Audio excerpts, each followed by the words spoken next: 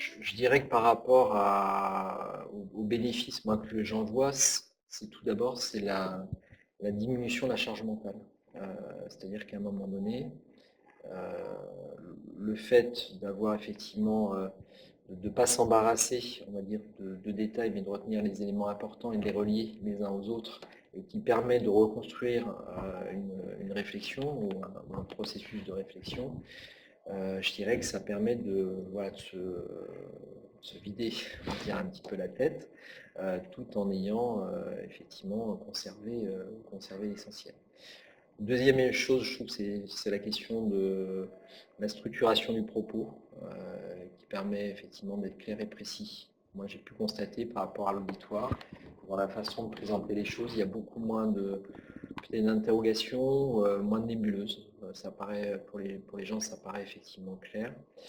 Ce qui est bien également, c'est le côté évolutif, c'est-à-dire qu'une map, vous pouvez y revenir. Moi, je l'ai fait par exemple pour l'organisation d'un séminaire associatif. Voilà, donc sur toutes les étapes d'organisation. Vous pouvez l'actualiser en fonction de la réalisation, on va dire, des points d'étape.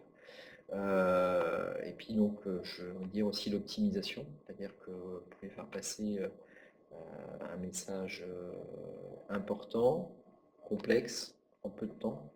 Et c'est vrai que quand vous êtes, je dirais, face à des décideurs locaux qui, pour le temps, est compté, en tout cas, ça permet d'avoir un propos peut-être qui percute un peu plus ou sur lequel, en tout cas, il y a une meilleure appropriation à la fois des enjeux, du problème, en tout cas, du problème ou du dossier que vous venez présenter aux décideurs locaux.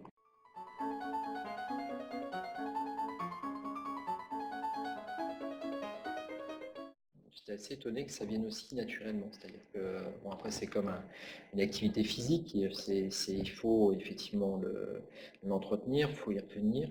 Enfin, en tout cas, moi, ça m'a changé complètement l'approche dans la présentation de mes projets, dans l'approche de mes collaborateurs. Maintenant, je fais des entretiens professionnels avec la map. Donc, C'est une carte que vous faites papier ou vous avez fait non, là, électronique? alors moi j'ai vraiment deux usages. J'ai le support informatique, que j'utilise, on va dire, dans ma vie professionnelle. Alors, fréquemment, je ne dirais pas non plus au quotidien, mais en tout cas fréquemment sur les projets ou en tout cas sur des temps comme l'entretien d'évaluation.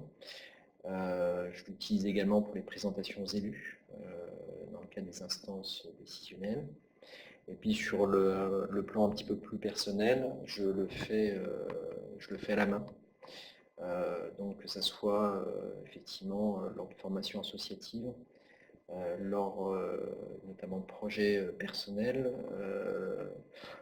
également sur même des sujets professionnels, ça m'arrive effectivement de pouvoir l'utiliser. Donc je me suis constitué un petit carnet et, donc, dans lequel je compile mes différentes maps.